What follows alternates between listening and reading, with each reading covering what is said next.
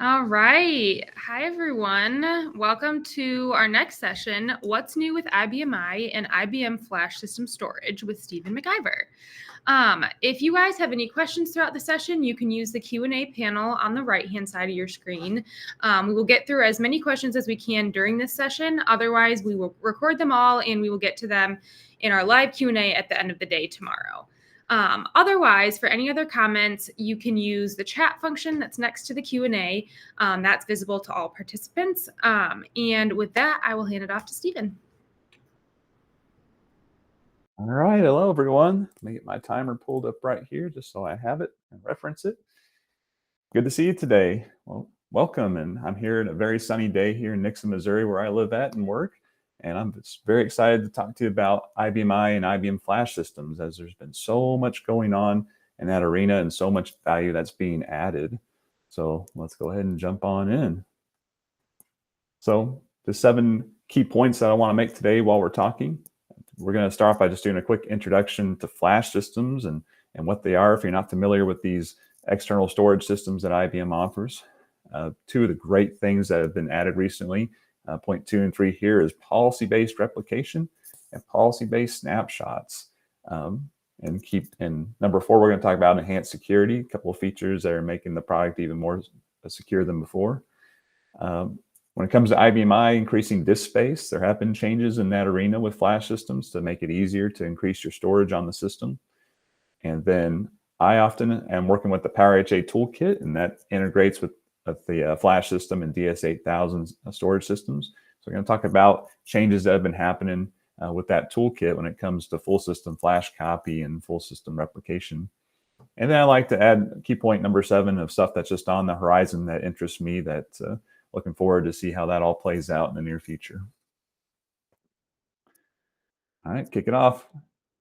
So what is a flash system? And so it's a storage system made by IBM, previously known as the SAN volume controller and StoreWise. And so if you're seeing any kind of green screens or documentation that reference StoreWise or SVC, that is talking about flash system, as those are the previous names of the product. So it provides disk storage to IBM I and many other operating systems. So if you buy a flash system, it doesn't have to only be for IBM I. You can give it to your Windows and Linux systems as well. It's often attached through a SAN fabric, but these flash systems, they can also attach directly to your IBM Power systems as well. And they come in a family of systems to satisfy the full gambit of workloads. So there's very small flash systems that have just a small amount of storage. It may be that you only want to have a flash system for your IBM I and nothing else.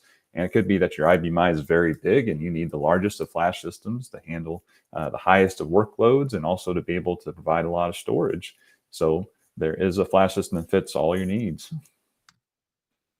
And also, when I had to put in this picture, because whenever you think of a SAN, you think of this entire rack of disks that are taking up that's being shared with all these systems. And while it is still sharing disks to a lot of systems, these flash systems have shrunk down significantly. And this is a picture of a flash system 5300 that is a 1U model. It's like a pizza box that you just slide into the rack.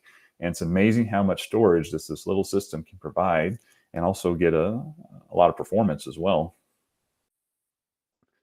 So the flash system family, these are the models I'm going to cover, as these are the most popular ones. The most entry level of models is the FS5045. It's inexpensive. The key point with the FS5045 being entry is that it does not have flash core modules, and soon we're going to learn that flash core modules are very, very good. You definitely want flash core modules if you can afford that step up to the 5300. And what we saw in the picture, this in the last slide, the FS5300 1U popular shops with flash system for IBM I storage. Include some other things on there, but oftentimes when we have an IBM I customer that wants to go with flash system, they are often eyeing that FS5300. And then you have the FS7300. So if you got a system that's handling a lot of transactions, or you're wanting to throw some other systems on there for storage, 2 times the performance of the 5300. And then if you need to go up a step even further from the 7300, there is the FS9500, enterprise level, very expensive. But if you need it, it is an option that's out there to handle that workload. Flash core modules. Sometimes you'll see it called FCM. These are NVMe drives that IBM has made. That the biggest feature is in bold there on the screen, where it's hardware-based compression. So with these flash core modules, nothing extra has to be configured. These are just installed in the system, and on the hardware itself, it does compression, and it does compression very, very well, which we'll see on the next slide.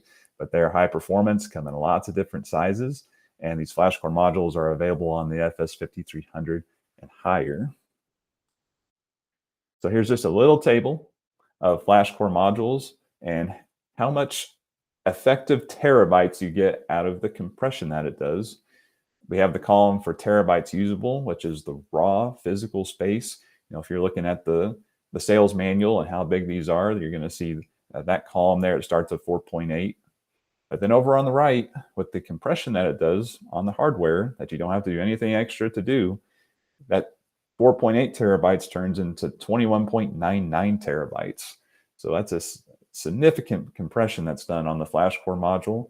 And now that doesn't mean that you're going to get all of that space on the flash system, as on the next slide, we're going to talk about RAID in order to protect your disk. So whenever you put your disk into an array to protect them in case of the failure of a disk or two, you do lose some space, but you do get to protect your disk in case of one of them going bad. And in flash system, we don't have just RAID, but we have distributed RAID or DRAID. And if you've been around IT for a long time, you've heard the term RAID. It's redundant array of independent disk. So in these SAN systems, you have lots of disks on them, and you can put them in one or more pools of disks. And and every single one of these arrays needs to be protected, because you don't want to lose a disk and then lose all of your information. Within an array, there is protection to where if a disk fails, it is able to rebuild that disk and keep on going. And then the IBM technician or whoever, if it's an older system, you come in with Service Express, your vendor, to come in and replace that disk and get it going again. So allows your storage system to tolerate disk failures without ruining your whole disk array. On the flash system, it supports DRAID 1, and that's recommended for if you got 5 drives or less, and then DRAID 6 recommended if you got 6 drives or more in your flash system. And DRAID 1 and 6 just vary ever so slightly. And anytime you got 6 drives or more, we're definitely doing DRAID 6. So what's the advantages of DRAID? And I just love DRAID.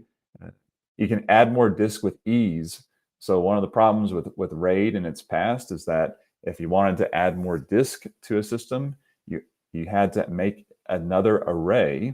And when it comes to RAID, there is a certain number of disks that you have to have in order to create a new array. But with DRAID, you can add as little as 1 disk to the array without having to add a minimum number to build a new parity set. This is awesome. And whenever you want to increase storage, you don't have to buy 3 or 4 disks. You can buy 1 disk or 2 disks and be able to add them into your existing array and keep going. And it's more efficient. There's no need for hot spares. So traditional RAID would have the option for a hot spare, or this extra disk that's on your system that has no data on it. It's just there to hop into the array to be rebuilt in the event that a disk goes bad. But with distributed RAID, it actually takes a strip on all the disk in the array and leaves it as a rebuild area to be able to rebuild that disk in the event that it goes bad. And the cool thing about that is that it's got a faster rebuild time. So in the event that that disk needs to be rebuilt, because it's not a brand new disk, it's just a stripe on all the existing disks, the data is rebuilt a whole lot faster. And that protects you from another disk going bad on the system, as it doesn't happen it's very, very rare that a number of disks fail quickly, but there are the horror stories of multiple disks going bad. And even with having RAID protection in place, if a number of disks go bad, then you're out and you have to rebuild the whole array. But DRAID helps prevent that. All right, let's talk about policy-based replication. This is the most exciting thing that has happened in the flash system space over this past year. And in order to start talking about policy-based replication, we have to start talking about the cool building block that is allowing this to happen, which is volume groups. And essentially, these are just containers for holding volumes. But the cool thing about these volume groups is that you can assign policies to them, like replication policy and snapshot policy. The combination of volume groups and policies greatly simplifies the replication and snapshot setup. I can't stress this enough of how much easier this has made setting up replication and snapshots, as before it was quite a process to get a flash copy consistency group set up. It was quite a process to get remote copy set up, and this has made it a lot simpler. And also, it's a lot easier to see the replication status and a lot easier to manage these multiple snapshots you get. This is just a screenshot of what you would see when you look at volume groups, and it's kind of an older picture. You need to update it, but you'll see a column of your different volume groups on the system, and clicking on one will show you the different volumes you have in the volume group. It'll show you policies that you have attached to it, and it'll show you snapshots that belong to that volume group, all collected in this volume group screen. So then this policy-based replication, you see the acronym, you'll see PBR. It's a fun acronym. And how do you set it up? There's just really 4 steps in my mind. The first one is to establish what's called a partnership between 2 flash systems. So for replication, you at least got to have 2 flash systems to replicate from a source system to a target system. And then once you have that partnership set up, you run. As soon as that partnership's made, a wizard is going to pop up on the graphical interface for the system. And if you click on that wizard, it's going to take you through the step-by-step process in order to start replicating your storage. So you run the wizard, you follow it in step 3, and then you just profit in step 4.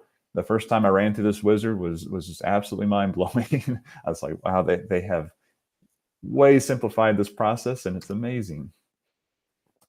Replication policies. They tell a volume group how to replicate. They specify which system is normally the source and which system is normally the target of the replication.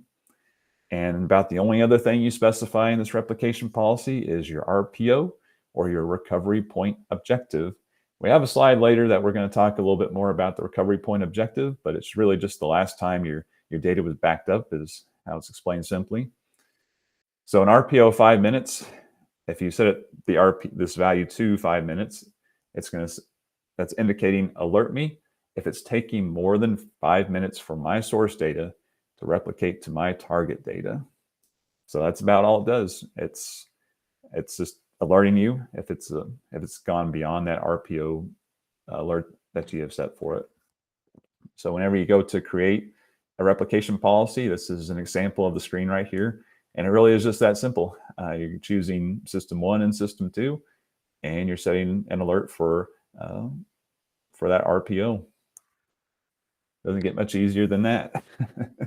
So how remote copy works. Let's talk about, this isn't PBR, this is remote copy, how data has been copied on flash systems for some time before now. So 2 flavors of asynchronous replication. And when I say the word asynchronous, it means that whatever happens on the source system is just immediately going over to the target system. The flip side of that is that if it's a synchronous replication, it means that the target side is receiving the write, and then the source side is written. In any kind of synchronous replication, you must have a very low latency, very fast network in order to prevent a lot of slowdown from happening. And so asynchronous is the best replication you can do for performance. And so 2 flavors that remote copy has had: global mirror, and then also global mirror with change volumes. And even though these both have the name global mirror in them, they do behave quite a bit differently. The global mirror, it uses what's called journaling mode, and global mirror with change volumes uses what's called cycling mode. So in journaling mode, as changes to volumes happen, the changes are replicated as quickly as possible to the target. It allows you to have a very low RPO. So like synchronous replication will allow you to have a 0 RPO as everything's written to the target first. But this is the next best thing, as it's just going to wing it as fast as possible. And if your connection is solid and fast, then you may only be within seconds for your RPO, which is excellent. But it can be inefficient is the only drawback. So let's just say that the same file on your database file on your system just got updated 10,000 times in the past 5 minutes. Well, it's got to push that change all 10,000 of those times every time that file changes to get pushed over to the other side if you're using journaling mode. Then you have cycling mode instead, which utilizes flash copy through the use of extra volumes called change volumes. And this happens in a 3-step process as the cycle repeats over and over and over and over again throughout the day. First step is that a flash copy happens on the target side. A flash copy then happens on the source side. And then it copies the source flash copy over to the target side. Once that finishes copying, you start at step 1 again, and this process repeats over and over again. This process, it's more efficient, it's better for slow connections, but typically you're going to have higher RPO with cycling mode, as it's not going to be within seconds. Usually you're going to be within minutes. And for many shops, that's fine. But for some shops, they may lose a lot of transactions within several minutes, and it could be a huge headache. So it depends. So that was remote copy using global mirror and global mirror with change volume. So how does policy-based replication work, since we don't have the option to choose between those two asynchronous options? How it works is you assign the replication policy, and then it's going to do it in the background for you. Based on the connection speed, it determines whether it's going to use journaling mode or if it's going to use cycling mode. And if your connection's high, you got high-speed connection, it's going to use journaling mode. It's done more efficiently with policy-based replication as opposed to remote copy. And if your speed is slow, if you start to get behind, it will switch over to cycling mode to be a little more efficient in these big chunks of data that it moves over to the other side. And in either case, it's going to alert if your RPO has exceeded. So that's really cool that the aim for the policy-based replication is to get you that lowest recovery point that you can possibly get. But if activity starts to light up and your connection's not so fast, it will switch over to cycling mode to help get things in sync. So this is just a picture of looking at a volume group and then clicking into the replication policy, and you can see the two systems showing the direction that it's replicating in. And you can see in the screenshot showing that it's 0 seconds behind production. So this system must be light on the activity at this time, and it's keeping well within the recovery point for it, as it's got an RPO alert of 1 minute. So things are looking really good on that screen. So what's up with remote copy, as that's what's policy-based replication is replacing it. So it will be removed in a future IBM storage update. May or may not be soon. We'll see. Just IBM intends to retire remote copy. And of course, there's a lot of customers that, a lot of clients out there using remote copy still, and that's fine. But over time, they'll need to switch over to the policy-based replication, which it's going to come almost naturally as you update your flash system. Many aren't going to jump from remote copy to policy-based replication. It's going to, on the same flash system or store-wise, you're going to end up getting a new flash system and going to it at that point is how I see most clients going to be going to policy-based replication. So, when migrating to new storage, start using PBR unless you use a synchronous replication, and that's coming soon. So there is not a synchronous replication with policy-based yet, but maybe even by the end of this year, that will be available, as that would be a limiter if you feel like you must have synchronous replication, especially if you're using PowerHA with Metro Mirror, then you'll have to wait just a little bit longer to be able to do synchronous. And this other cool change that happened in this past 2 years with version 8.6 was with IP partnerships, and that you can establish more than one IP partnership now. I don't know why this was ever a limit, but it made it to where you can only partner 2 systems together. And now you have the option to partner more than 2 systems together. So this certainly helps with long distance migrations to a flash system that might already have a partnership established. And maybe you're looking at putting your system in another data center, and you could have a new IBM Power System stood up there and a new flash system, and you can make a partnership with that new flash system. And instead of having to put your data on a tape and run it over there and restore, if you're able to make a partnership with that new flash system, you'll be able to just copy all your data over to it, which would make it a lot easier to get that data from one place to another and avoid having to do a long restore. So now let's talk about policy-based snapshots, another exciting change. So it tells the volume group how often to perform snapshots and how long to keep them for. And if you don't know with a snapshot, this is, snapshots are also referred to as flash copy. So IBM's term for it is flash copy, but they are slowly changing that flash copy term over to the more widely industry adopted name of snapshot. So that's why you see that. And so it's just this point in time copy of the system, and they're great for if you need to roll back to them. So you can assign 1 snapshot policy to a volume group. It would be nice to see that lift, that number made higher in the future, but right now you can just have 1 snapshot policy on the group. You can choose a predefined or customized policy. So whenever you go to make one, you can choose one of the pre-baked ones that says, get me 1 snapshot a day, or get me a snapshot every 6 hours of the day. Or you can go to predefined, and you can say, I want a snapshot every hour of the day. So it makes it very flexible.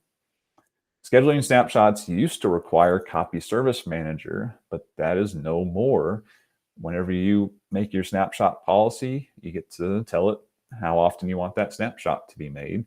You can add an asterisk right there just to say that if you want to have, you're limited to the 1 snapshot policy. If you want to be able to do extra snapshots, you would need copy services manager to be able to schedule up other snapshots. And then you can choose to make the snapshots safeguarded, and we'll talk about that more in the security section, and more to make those safe from any kind of cyber attacks. So whenever you assign a snapshot policy, this is just a screenshot showing you that you can make up your own policy. You can choose from a predefined one and when to start it. And then you have the nice little box down there for safeguarded if you want to make the snapshot safeguarded. And the only difference with safeguarded is that both safeguarded snapshots and snapshots are snapshots, but safeguarded snapshots can only be modified if you have permission from another security admin on the system to do anything with it. So for instance, if you wanted to delete a safeguarded snapshot, you cannot do it on your own. You have to have the approval of some other security admin on the system to be able to delete that safeguarded snapshot. So how much space does a snapshot use? The moment you take a snapshot, it's not using up any extra space on the system. That's probably the most mind-blowing thing when it comes to flash copy / snapshots, is that as soon as you take one, you're able to boot that system. Just a regular snapshot, you're able to, and with flash copy, they flash to the actual volumes that could be in a host connection that you could quickly boot up. With snapshots, you can clone and what's called thin clone those snapshots without taking up any extra space. Thin clone them, put them in a host connection, boot them up. And it's mind-blowing that within a split second, you can get an entire copy of the system that is bootable. And that's the keyword there, a bootable copy of the system, short amount of time. And from there, you're able to make changes on it. What's wild is that the way these snapshots work is that as data changes on the source volumes, it's the old data that is copied over to the snapshot to preserve the point in time. So in the past, you've been able to take a look at flash copy consistency groups, and whenever you started one, you would see that would be in the status of copying, And the reason that a started flash copy consistency group was in a status of copying is because it was always waiting for data to be changed on the source volumes in order to copy the old values over to the target volumes. And so if you were to look at a consistency group in the past, and you see copying and you see like 4 or 5%, just know that's the amount of data that's changed since the last time that the snapshot was taken. So for instance here, if your IBM LPAR has 1 terabyte of data on it and 10% of that data changes in a day, then the snapshot will take up roughly 100 gigabytes of space after that 1 day. So taking a snapshot of a 1 terabyte system doesn't mean you need another 1 terabyte of storage on your flash system. But if 10% changed in a day, you need 100. And if you took that snapshot and you never ditched the snapshot stayed on your system, then yeah, it could eventually take up 1 terabyte if your system completely changes over a long period of time. And as I have seen really old snapshots or flash copies out there that never got ended, and eventually the system alerted that, hey, I'm out of storage, and you end that flash copy and immediately all that storage comes back onto the system. So good to manage that. So snapshots for recovery. If a host becomes compromised, let's say that you have a cyber attack or a SQL gone wrong, horrible glitch that happens, you can roll back quickly to a snapshot. So you can clone the snapshot to create a bootable volume, add to a host connection.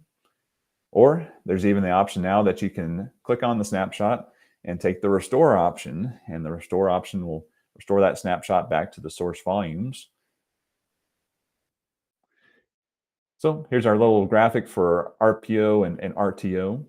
So snapshots, they often reduce your RPO, and you can use snapshots to recover, snapshot recovery to lower your RTO.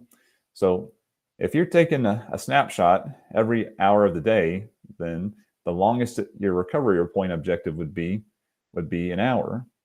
Let's say you don't have snapshots, and let's say you're using just a tape backup, and let's say also you don't have any kind of replication at this point. You just have your system, you have a tape drive attached to it, you back it up each night at 6 o'clock. Well, if it's 5 p.m. today and you have an outage, your RPO is 23 hours ago at 6 p.m. the previous day. And so anytime in between 6 p.m. yesterday and 5 p.m. today, that's a data loss. And so you have to be able to accept that that data in that 23 hours could be lost. And so if that would be a hard pill to swallow, then you have to take a look at lowering your RPO to be able to lose less data in the event that a disaster would happen.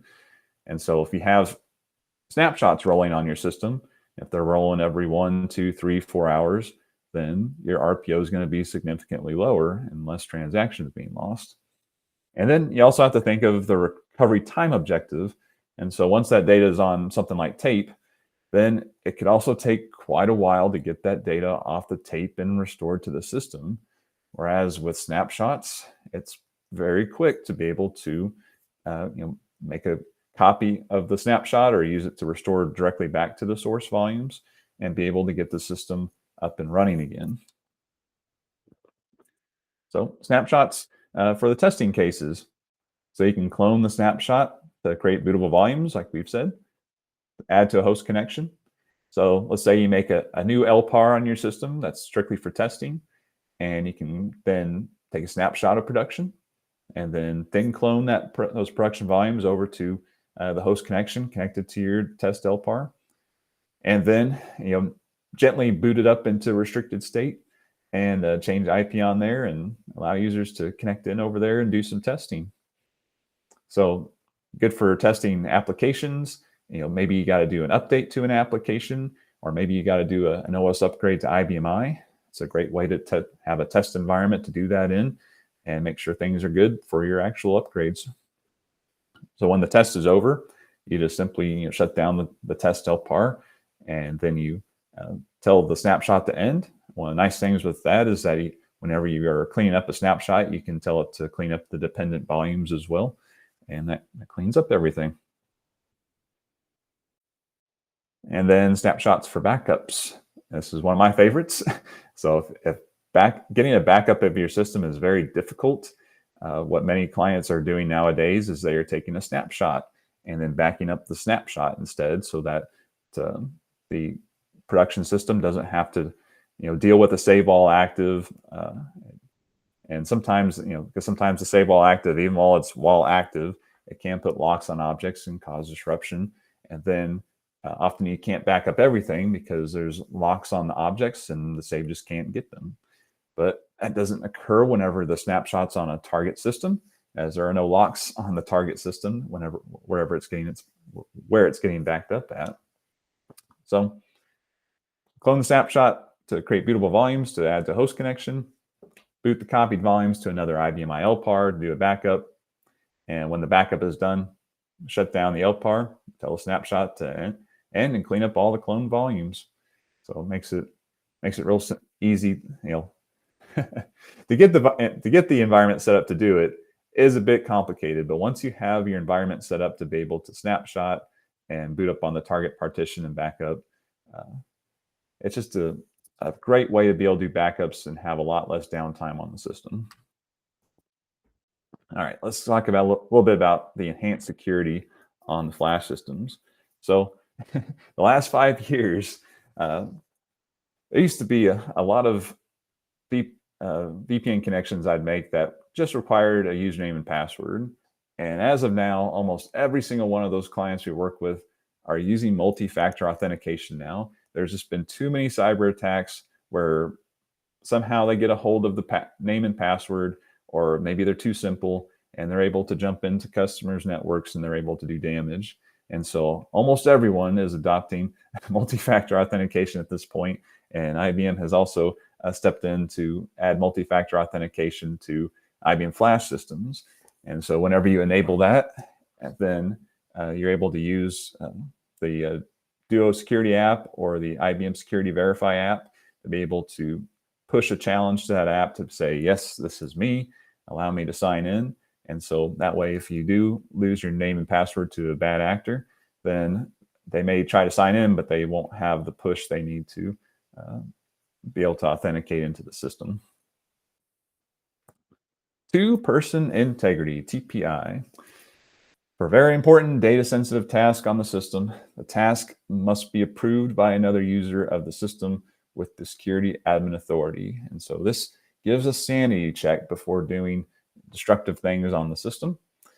And it must be enabled to allow those snapshots to be safeguarded. So if you're wanting to do anything with a safeguarded snapshot, it does require that extra person to say, yeah, that makes sense, you can do that.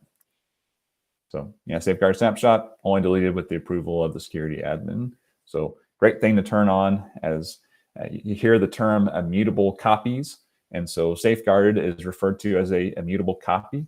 And that's because the data can't be changed, because a safeguarded snapshot cannot be added to a host connection. That's the biggest difference. Safeguarded snapshots and snapshots, well, they're both snapshots, but safeguarded snapshots can't be added to a host connection and booted and being manipulated.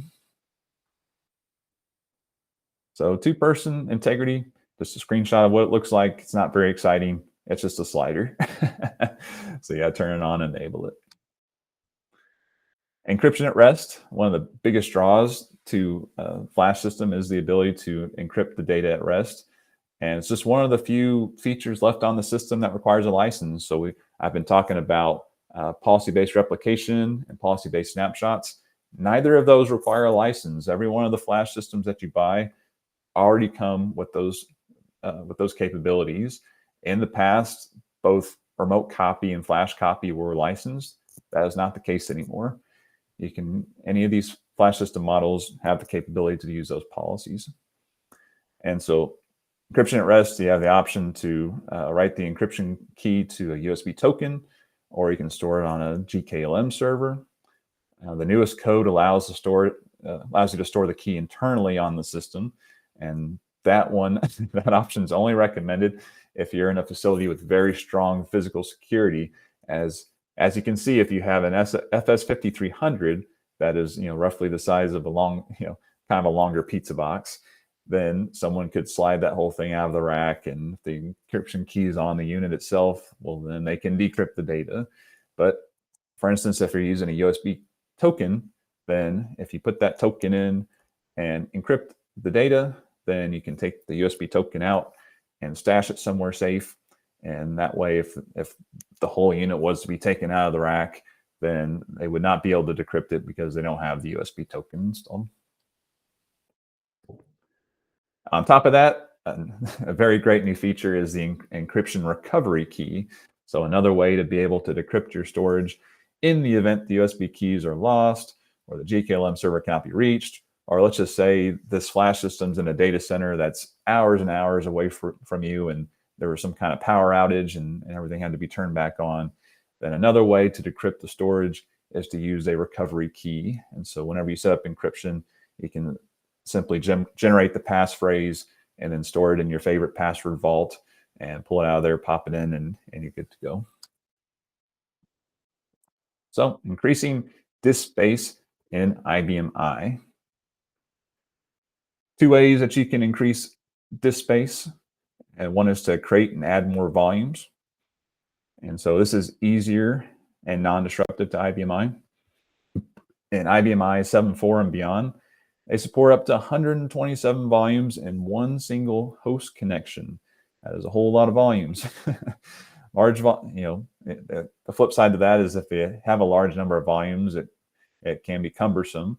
And so when it comes to sizing volumes, there are lots of tables out there that will give you most proper numbers for setting IBM I LUNs volumes to.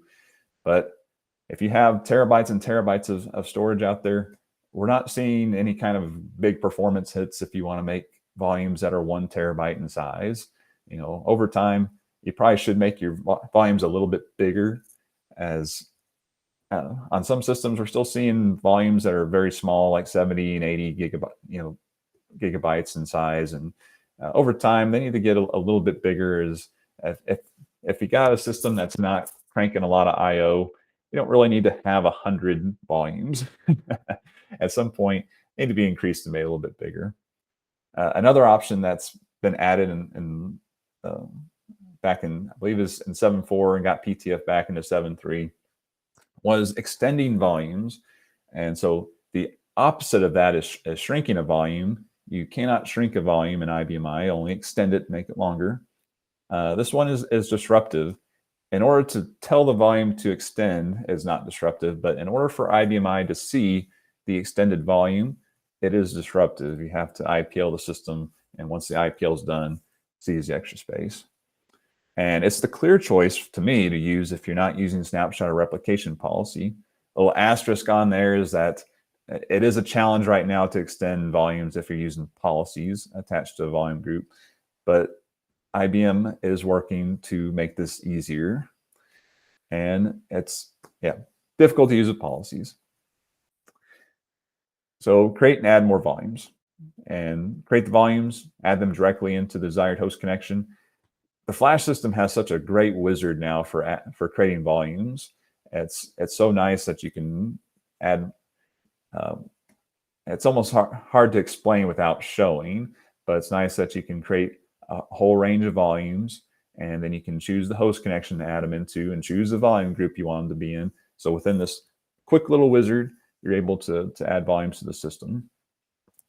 Once you add volume to a host connection, then it's going to show up as a non-configured disk. It's kind of like if you have a physical disk and you slide it into the front of your system, then if you're going into IBM I, into System Service Tools, you'll see it come up as a non-configured disk, and that's how these added virtual volumes show up.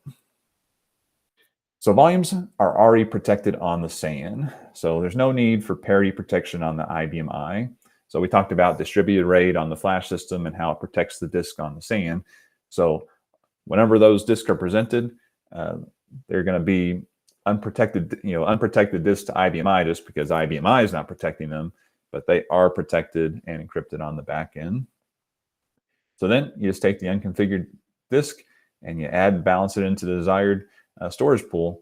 The only thing you can do before that is you can initialize the disk before that, because when you go to add the disk to IBMI, it is going to take time to initialize that disk and then add it into the pool. So if you do want to save some time on your add, you would want to go into IBMI and the service tools and tell it to initialize the disk beforehand. And that way, when you go to add it into the auxiliary storage pool, it's going to be a very quick add. Then add ones to volume groups. So volume groups make it easy to add newly created volumes to snapshots and replication. Actually, I think I may have skipped one. Nope. So makes it easy when creating volumes. You can select the volume group to add them to. So again, within that wizard where you're creating new volumes, it allows you to select a volume group. Makes it really easy to jump in there. So by doing that, as soon as you make a new volume and you add it into a volume group, it's automatically inheriting these replication and snapshot policies. So then there's not extra steps needed to do. So each time you made a new LUN in the past, if you're using both remote copy and flash copy consistency groups, then you had to then go off and say, okay, well, now I need a target for my flash copy consistency group. And then also I'm using global mirror change volumes. So I need to be able to make the same volume on the target side. And I got to make a change volume on the target side. I got to make a change volume on the source side. I got to associate all this stuff. Those extra steps are not needed now. So that frees up the administrator's time. Extending existing volumes just makes the existing volume larger, simply. Don't need to balance the data, which spikes I/O for a bit. So whenever you do add new volumes to the system, it does have to balance data onto the new volumes. That does cause quite a bit of busyness. It doesn't happen when you extend the existing volumes. Once the extension has been initialized, it does require an IPL for IBMI to see the extra space. And then, yeah, the only bad thing is if you're using policies right now, it's not an easy go. But if you're not using any policies, extending volumes is a great way to go. There's a quick screen, just picture to show what would I need to do if I increased space when using remote copy. This is just 10 of the bird's eye view steps of what you would need to do in order to increase that space. And then, well, if I wanted to increase space when using flash copy, quite a few steps that was involved to be able to get that done. So a lot of those steps have been made so much simpler. The system handles all the dependencies that go along with it. No extra configuration to be done. You move on to more important tasks. And so that's been the goal with IBM, or with the Flash Systems team, with this latest Flash Systems code, is just to make things simpler. As other sayings are, the nice thing about competition is there's other external storage options out there, is that they compete against each other, and ultimately they're making better solutions, and it's a benefit for everyone. All right, so then we're just going to talk real quick about PowerHA Toolkit. So 2 amazing functions. There's quite a few functions inside the PowerHA Toolkit, but the 2 I like the most and work on a lot is Full System Flash Copy Toolkit. And the key word here for both of these is that they add automation. These things can be done all without the automation. You can manually perform these Flash Copy Toolkit steps. You can manually perform these full system replication steps. But the toolkit just gives you the easy button. That's, for example, with Flash Copy Toolkit, you just schedule a job and it flash copies and backs up your system every night or however often you want to do it. And then the Full System Replication Toolkit, you just hit the easy button and you switch over to another system. A couple of manual steps that you have to include in there depending on your environment, but it makes it much simpler to switch that storage to replicate in a different direction and starting the other system. And so snapshots in the Full System Flash Copy Toolkit. So with the version 5.2 toolkit is what you want. And this is, instead of using flash copy consistency groups in the toolkit, now you can utilize volume group flash copy, as it calls it, to be able to use snapshots instead. And that's the gist of it. A couple of screenshots showing that the storage type now, whenever you make a new storage environment that's using volume group flash copy, is you choose VGFC. And then you would then add a host mapping to it with 0 volumes to it. You're just going to tell the system, essentially telling the flash system, this is the host connection that I want you to put these thin clone volumes into. then boot that partition to do the backup. And here at Service Express, we're very, very big fans of our flywheel. And so I had to make a flash copy flywheel, and it's just a great graphic of how these flash copy backups work, and just going through the cycle. You're going to go to your production system and write the contents of the memory down the disk. IBM I loves to stash things in memory, and so we want to get a lot of that data out of memory down to the disk, and then that will flash copy over to your target system, boot the target system, back it up to your favorite tape device, virtual, physical tape, whatever you want to put it on. And then we're going to, like that trash can picture there, we're going to deactivate the partition and then begin that circle of life all over again to back it up the next time. So then I pretty much just covered the order of operations there. And then how do these backups work? Toolkit can use native backup commands, or it can use BRMS, and highly recommend BRMS for it. It does a great job of keeping track of these flash copy backups. And it says here, system placed in batch restricted state. You don't even have to put in restricted state if you don't want to. If you want this to flash and copy multiple times a day and back up certain libraries, you can. But it's nice that you can, once a day, set this thing to back up the entire system to put it on virtual tape and replicate it, put it on a physical tape and stash it somewhere else just as another insurance plan for your system. And then being able to use BRMS to be able to do restores or recover your system if needed. And then policy-based replication in the full system replication toolkit. Make sure you're on 5.2 in order to use policy-based with it. And it's a pretty simple setup for the script. I'm not going to go into too much detail with it, but yeah, you want the latest kit in order to start using it. And storage type for it's just going to be PCY-GM. I guess it stands for Policy Global Mirror, and configure it just as that. So a quick order of operations for the full system replication whenever you're switching from one to another is that it's going to shut down your source system, and that makes sure that all your memory gets written down to disk. And then you're going to wait just a little bit for that data to replicate to the target system. So once they're completely in sync, then the storage replication is going to be stopped and the target system starts, and network and tape resources are then automatically assigned because the toolkit you configure to say, this is my network over here, this is my tape over here. And then generally after the successful validations, you're going to go and tell the toolkit, reverse my replication direction. And then you'll be replicating what's normally the target back to what's normally the source.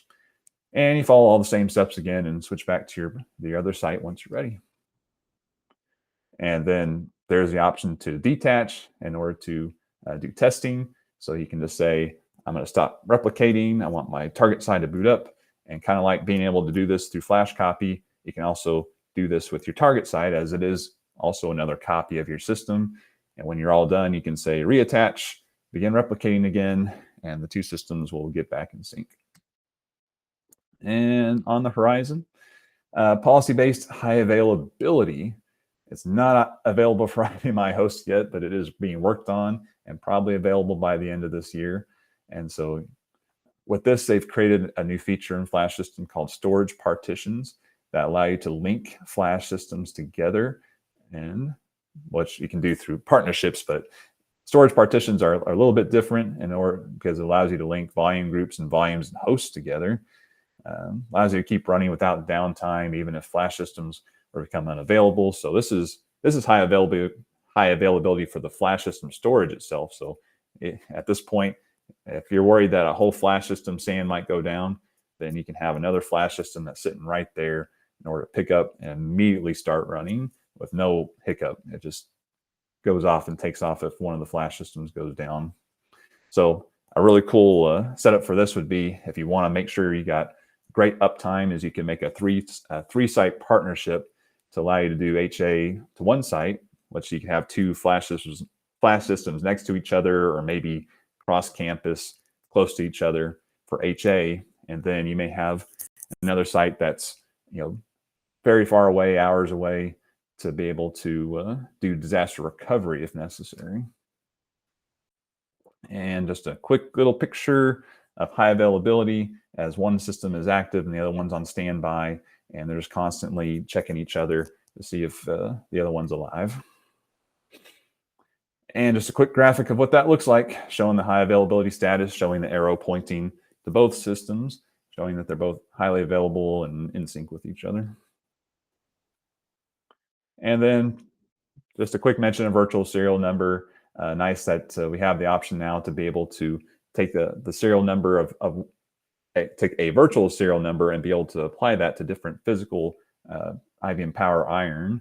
And so this could help in making it easier to get license keys, or you may be able to, the idea is that one day in the future, we'd be able to get all of our applications licensed to a serial number and then be able to use that serial number on multiple systems instead of just one.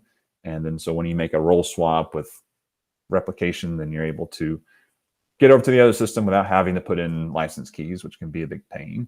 And so it's one of those, I have it on the horizon just because not every vendor is adopting just using a serial number. They often use other metrics. And so hope that one day that we'll use virtual serial number to not have to deal with license keys on a role swap. And you can see that in your HMC, whether or not you got one. You have to pay a price with IBM in order to get that feature. So my summary from this whole spiel is that flash systems provide many advantages over internal storage. Policy-based replication has made storage replication significantly easier to set up and maintain. And snapshot policies make it easier than ever to obtain snapshots of your system. You don't have to get copy services manager along with it. You're already licensed for snapshots, and you're able to attach a snapshot policy and get multiple snapshots each day if you want them. And then adding storage to IBMI has become easier. It's easier than ever to be able to add storage to your IBMI and be able to handle any kind of extra storage that's happening. And my job is becoming easier, I have to admit, but don't tell my boss that my job is becoming easier, else he might give me more to do. And with that, I want to say thank you and see if there's any questions out here.